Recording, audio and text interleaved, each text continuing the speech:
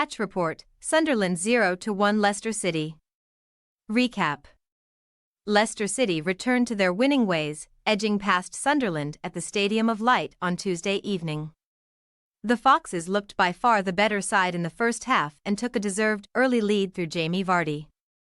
In the second half, the Black Cats were the better club but couldn't find the equalizer that they probably deserved. Tonight's match featured a tactical wrinkle from Maresca that seemed to work well. With the hosts in a 5-4-1 and looking to absorb pressure and hit the Foxes on the break, Leicester spent long spells knocking the ball around in their own half, inviting a press, and then launching an attack over the top. The scoreline may not show it, but it worked and, on another day, City could have had several more goals. But enough about the first half. Let's talk about the second. Leicester looked tired. The Weirsiders were winning all of the second balls and City no longer had the speed to sprint behind the defense. Losing Prate and Ricardo for an extended spell is only going to make this problem worse. Although getting Wilfred Ndidi back helps a lot. My guess is that someone from the academy is going to wind up getting some key minutes in April and May. Abdul Fatawu was probably our best player out there.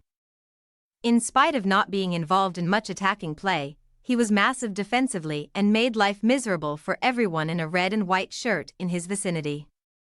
This was also one of Hermansen's best matches as a conventional goalkeeper. His distribution was, how can I put this, inconsistent. But he faced 5 shots on target and saved all 5, including one that looked sure to ripple the net. The win gives us 81 points from 36 matches. We remain top of the table, but with Leeds and Ipswich winning, we haven't extended our lead either. On Saturday, we're off to East Yorkshire to face Hull at the. Looks up the current name of the stadium. At the stadium where the Tigers play because that's a terrible name. We play host to Southampton on the Ides of March. Lineups. Leicester City, Mads Hermansen, Hamza Chowdhury. Wout Faes, Connor Cody, Callum Doyle, Yunus Akgun, Harry Winks, Kiernan Dewsbury Hall, Abdul Fatawu, Steffi Mavididai, Jamie Vardy C. Sunderland, Anthony Patterson, Luke Onion. Danny Ballard, Jensen Sealed, Daniel Neal, Pierre Ekwa, Leo Forgelda, Trey Hume, Luis Semedo, Chris Rigg, Jobe Bellingham. Key moments and notes. 1 foot. My friend Lynn is a big Sunderland supporter, so I've been looking forward to this fixture. It's been a disappointing year for the Black Cats and I hope they right the ship. Not tonight, of course, but after that. 8 foot. The Foxes have been playing a very slow, patient build-up and then a long ball over the top to great effect. Mavididai gets in behind the entire defense and is one-on-one with the keeper. Instead of shooting, he tries to pull it back for either Vardy or Fatawu and winds up splitting the difference between them. 9 foot. Close. A magnificent through ball sends KDH on his merry way. He has to wait for support and picks out Vardy in the center of the area. Patterson parries it to Yunus, whose shot is goal-bound but the keeper gets a trailing leg to it. 13 foot. Goal. Doyle wins a free kick from a handball near the left corner flag. KDH finds Faes, whose header is well saved by Patterson, but he can only parry it to Vardy, who nods home from close range. That's been coming. 21 Sunderland have been much better since the goal. There's a strange dynamic at the Stadium of Light.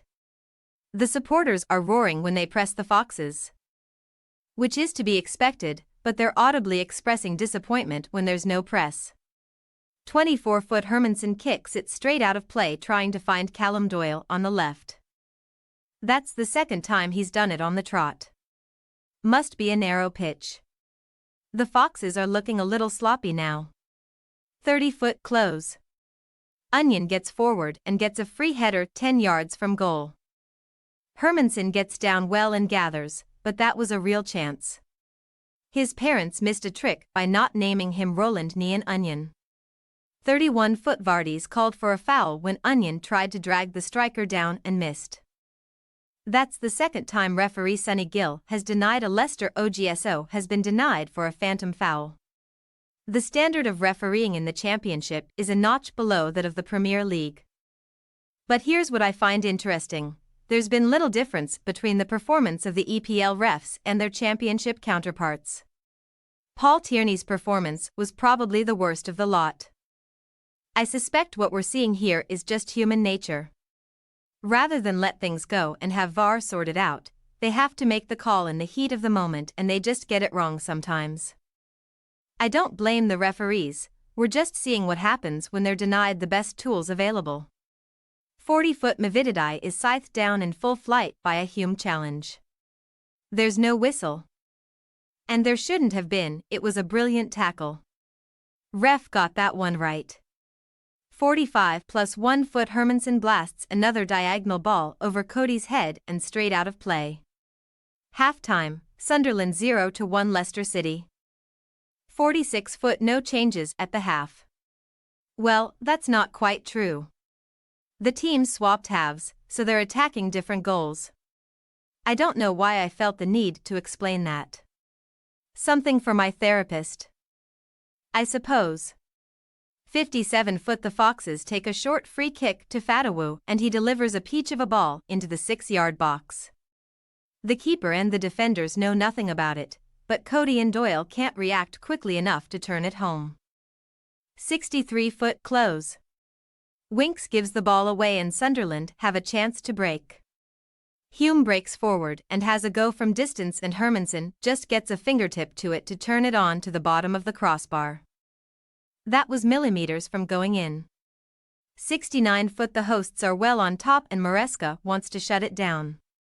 He sends on Wilfred Ndidi for Eunice. In other news, Wilfred Ndidi is back on the pitch. 70-foot Leicester get away with one. A curling free kick comes in and it pinballs around before being controlled by Cody with the inside of his elbow. VAR gives that one. 78-foot Kelechi Iheanacho is on for Vardy. Nigeria represent.